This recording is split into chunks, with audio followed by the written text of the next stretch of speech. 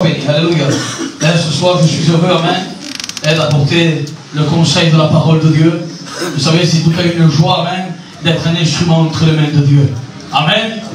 Et comme tout pasteur, comme tout serviteur, alléluia, je me suis mis à part pour chercher la pensée de Dieu, ce que Dieu veut, alléluia. Et Dieu m'a donné une pensée, je le crois de tout mon cœur, alléluia, que ça va toucher les vies, alléluia. Vous savez, j'étais en train de chercher un message, alléluia, dans la parole du Seigneur. Et voilà que des pensées me venaient, alléluia. Et là, je voyais que j'étais en train de parler avec des gens, alléluia, de la jeunesse de mon âge. Et ils me disaient comme cela, ils me disaient, moi, ma destinée, de toute façon, je suis perdu. Dieu ne peut rien faire pour moi. On dirait il donnait la faute à Dieu parce qu'il ne pouvait pas s'en sortir de la situation où il était. Il disait que non, c'est impossible, moi, ma destinée, c'est l'enfer, je suis perdu. Et personne ne peut rien faire. Combien de personnes sont comme cela, pensent de cette manière? Mais quelle tromperie de l'ennemi. Vous savez, alléluia, Dieu a tout fait. Et si je pourrais donner un titre à mon message, alléluia, ça serait que Dieu a fait un plan parfait. Le plan de la rédemption, le plan du salut, pour que l'humanité soit sauvée. Amen. Vous savez, la Bible déclare quelque chose. Dans Jean 3,16, il va dire, car Dieu a tant aimé, qu'il a donné son Fils unique, afin que quiconque croise en lui ne périsse pas, mais qu'il ait la vie éternelle. Vous savez, ça c'est le but de Dieu. Et vous savez, aujourd'hui, le choix dépend de toi. Le choix que tu vas faire sur la terre va dépendre la destinée, là où tu vas aller. Vous savez, Jésus va dire quelque chose. Jésus va dire, j'ai mis devant toi. Devant toi, il a placé. Et il te parle à toi en particulier. Il dit, j'ai mis devant toi. La mort, c'est la vie. La bénédiction et la malédiction. Et il te dit, à toi, choisis la vie, afin que tu vives. C'est-à-dire que le choix est à toi. C'est toi qui es choisi. Si je marche selon la parole de Dieu, alors je vais être sauvé. Mais si je marche selon la convoitise du monde et le péché, alors je serai un perdu. Ça, c'est ton choix à toi. Vous savez, alléluia, dans le livre de 2 Corinthiens au chapitre 2 et au verset 11, il va dire ainsi, ne laissez pas à Satan l'avantage sur nous, car nous n'ignorons pas ses desseins. Vous savez, la Bible déclare que Satan, le diable, alléluia, depuis le commencement de la création, a un dessein, a un schéma, a un plan. Et le plan que lui il a, c'est un plan de destruction. Le plan que lui il a, depuis la création du monde, au premier homme, ce qu'il a fait, l'ennemi de nos âmes, il a commencé à transmettre le péché, à donner le péché à l'humanité. Et vous savez pourquoi il a transmis le péché? Parce que la Bible déclare, dans le livre de Romains, au chapitre 3 et au verset 23, il va dire, car tous sont pécheurs et privés de la gloire de Dieu. Vous savez, le péché que l'ennemi a pu semer, il a mis une semence qui est la désobéissance et qui est le péché. Ça, c'est la semence de l'ennemi qu'il a mis dans le cœur de l'homme. Pourquoi? Pour qu'il soit privé de la gloire de Dieu, qu'il soit privé de la véritable joie, qu'il soit privé du salut, qu'il soit privé du royaume de Dieu. Ça, c'est le plan que l'ennemi a donné. Et ça, c'est son rôle à lui. Ce que lui, il veut, alléluia. Et le péché va encore plus loin que ça. Dans le livre de Romains, au chapitre 6 et au verset 23, il va dire plus haut là, le verset que je viens de lire, il nous prive de la gloire de Dieu, il nous prive de sa présence, il nous prive de tout ce qu'il y a de Dieu. Mais plus bas, il va dire, car le salaire du péché, c'est la mort. Vous savez, alléluia, pour celui qui travaille, le salaire, c'est quelque chose quand je finis mon travail, alors on me paye. Ça, c'est le salaire qu'on me doit. Le salaire que j'ai acquis de mon travail, et j'ai ma paye. Mais là, il déclare, car le salaire du péché, c'est la mort.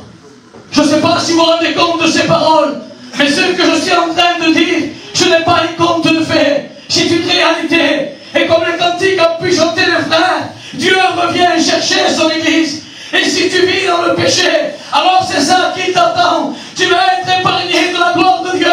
Et en plus de cela, La Bible déclare que tu vas hériter la mort.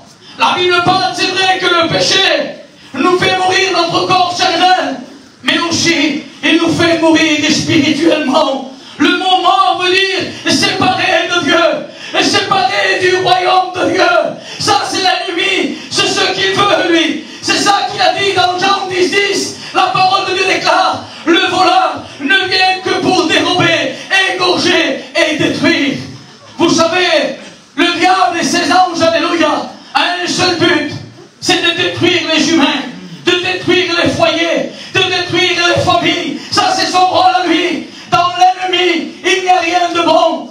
Comme on va dire, alléluia, tout ce que l'ennemi touche, il y a la destruction. Où l'ennemi règne, il n'y a pas la paix. Où le Satan est en train d'implanter le péché, ce foyer est dans la tristesse, et dans l'angoisse, et dans l'oppression. Sa vie n'a pas de sens.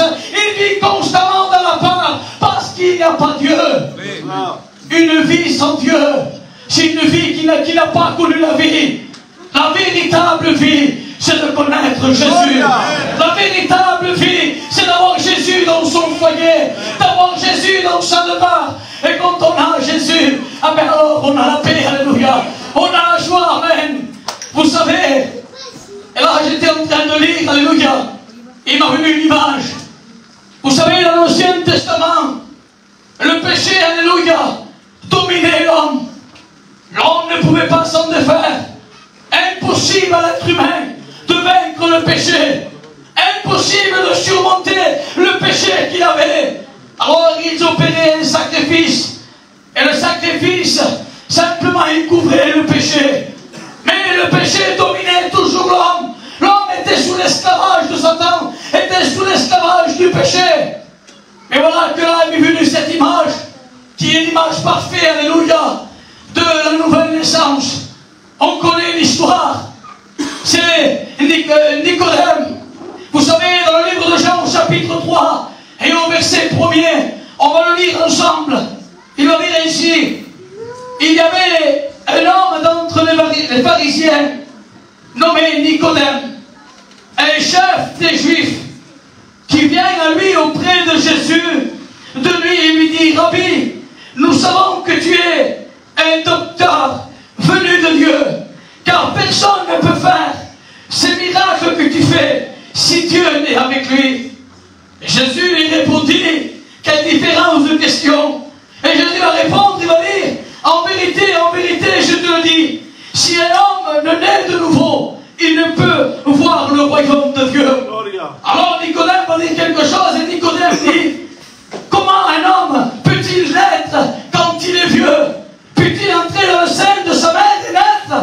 Jésus répondit: en vérité, je te le dis, si un homme ne naît d'eau et d'esprit, il ne peut rentrer dans le royaume de Dieu. Vous savez, alléluia, tous, il n'y a pas Jésus dans une vie, alléluia. Le péché, on ne peut pas le vaincre.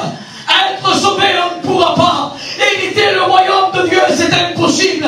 Avoir la vie éternelle, impossible. Mais Dieu va dire, alléluia, dans le livre de Marc, chapitre 10, au verset 27, Jésus les regarda et dit: cela est impossible aux hommes d'hériter la vie éternelle, mais tout est possible à Dieu, alléluia.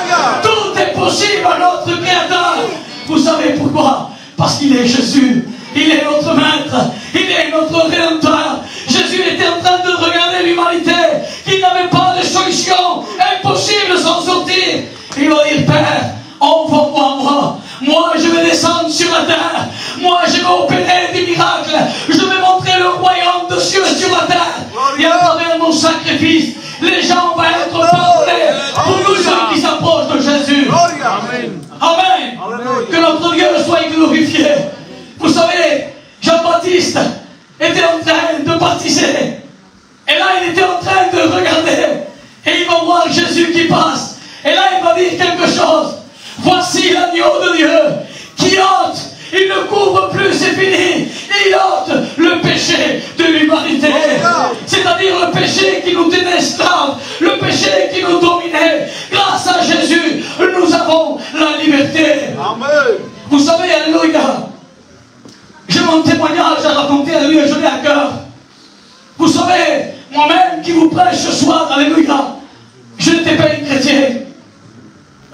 pas né chrétien. Vous savez, comme le livre déclare, l'ennemi avait un dessein sur moi, avait un schéma sur ma vie. Il voulait détruire ma vie, détruire mon foyer, ce que j'étais. Vous savez, l'ennemi nous fait montrer le monde, il nous fait briller les joies qu'il y a, les choses qu'il y a pour nous divertir dans le monde.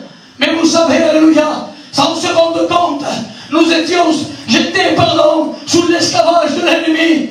C'était le diable qui dirigeait ma vie. C'était lui qui était en train de m'offrir des passions, alléluia. Vous savez pourquoi? Parce que le monde nous offre des choses et le diable nous met plusieurs tentations pour qu'on choisisse laquelle on préfère, laquelle on aime. Vous savez, l'ennemi ne va pas venir sur vous avec quelque chose que vous n'aimez pas.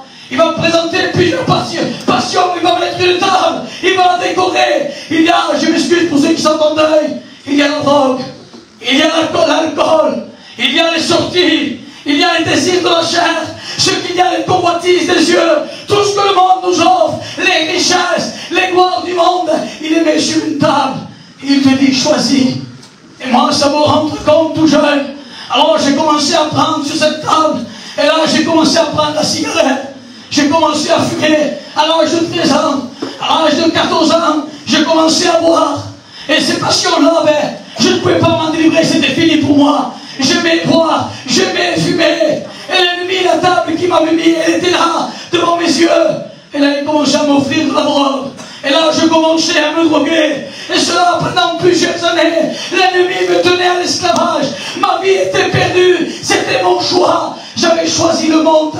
J'avais choisi de marcher dans le monde avec ses lumières, avec ses joies, avec ses vices, avec la méchanceté, tout ce qu'il y a dans le monde. Et je marchais dans ce chemin. Et j'allais dans le chemin de la perdition. Ma vie était pour aller en enfer. Mais voilà, alléluia, que Dieu n'a pas permis. Vous savez pourquoi, alléluia? Où l'homme ne peut plus, alléluia, Dieu intervient. Où l'homme n'a pas de solution, Dieu agit. Vous savez, alléluia, le Dieu que je sers, il est le Dieu redoutable. Il est celui qui nous aime. Il est celui qui veut nous épargner de ce lieu horrible où même les démons ont peur d'y aller. Ça, c'est une réalité. Vous savez, aujourd'hui, il y a deux destinées. Soit on va au ciel près de Dieu, ou soit on va en enfer pour l'éternité. Alors ce soir, je crois de tout mon cœur que tu vas prendre la bonne part. Amen. Celui qui croit qu'il est destiné à aller en enfer, cela est une tromperie de l'ennemi, ce n'est pas vrai. Dieu veut t'épargner. Tu sais pourquoi? Alléluia. Parce que l'ennemi, il peut se mettre à genoux pendant 6 mois, demander pardon. Pour lui, sa destinée, c'est l'enfer. Il n'a plus de pardon. Mais nous, même que nous sommes des pécheurs, pendant plusieurs années, que nous sommes privés de la gloire de Dieu. Je suis un pécheur, privé de la gloire de Dieu, Seigneur. C'est une réalité. Pendant 15 ans, j'étais dominé par la drogue, l'alcool. Mais quand je me suis approché de la croix qui est Jésus, et que je commençais à me mettre prosterner, et j'ai dit, Seigneur, à partir d'aujourd'hui, je ne veux plus servir ce monde, mais je veux te servir. Et vous savez, alléluia, je suis passé ce jour-là, je le crois de tout mon cœur, je suis passé de la puissance des ténèbres à la puissance de Dieu, de ma destinée qui était l'enfer. Aujourd'hui, je suis un sauvé. Et plus que ça, aujourd'hui, je suis un prédicateur. J'annonce la parole de Dieu pour que les gens se sauvent. Aujourd'hui, l'ennemi existe. Le diable existe. Vous savez, mon ancien Édouard dit quelque chose chaque fois. Et cela, c'est une réalité.